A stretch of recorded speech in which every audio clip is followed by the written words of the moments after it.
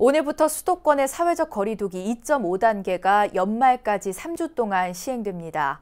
이미 강화된 방역 조치를 시행하던 서울 외 경기와 인천에서도 대부분의 시설들이 밤 9시 이후 문을 닫아야 합니다. 첫 소식 최선호 기자가 보도합니다.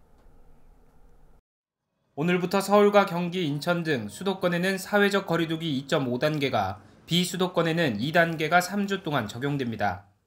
코로나19의 전국적 유행이 시작됐고 특히 방역 강화에도 확산세를 진정시키지 못하고 있다는 점이 2.5단계 시행의 배경입니다. 거리두기의 효과가 나타날 시기이지만 유행 차단과 환자 감소 효과는 충분히 나타나지 않고 있으며 앞으로도 효과가 제한적일 가능성이 큽니다.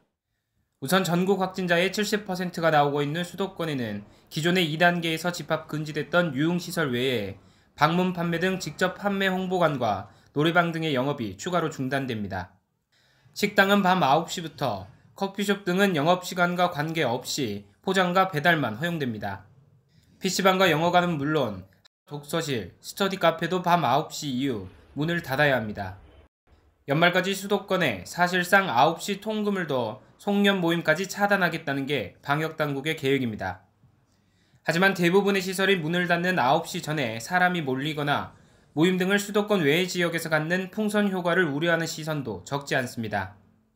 전문가들은 이제라도 2.5단계로 상향된 것은 다행이지만 방역당국의 거리두기 단계 결정이 확산 속도를 따라가지 못하고 있다고 지적합니다. 차라리 좀 매우 강력한 거리두기 조치를 좀 단기간에 시행을 해서 현재의 증가세를 확 꺾고 그로 인한 경제적 타격이나 아니면은 중환자가 나오는 숫자들도 좀 최소화해야 되지 않을까 생각을 하는데요. 연말 특수를 기대하던 자영업자와 관련 업계는 방역 수칙을 따를 수밖에 없는 현실을 알면서도 더 이상 버티기 힘들다고 호소합니다.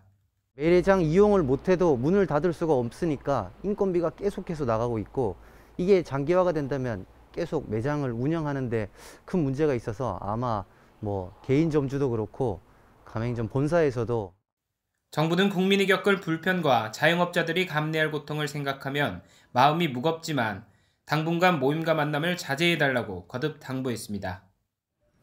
거리두기 2.5단계의 목표는 현재 400명 수준인 수도권의 하루 신규 확진자 수를 150명에서 200명 수준으로 줄이는 것입니다. 하지만 각 대학의 입시 전형이 이어지고 분위기가 들뜨는 연말을 앞둔 만큼 이번 조치의 성패는 고통을 함께 분담하고 있는 우리 모두의 적극적인 협조에 달려 있을 것으로 보입니다. BBS 뉴스 최선호입니다.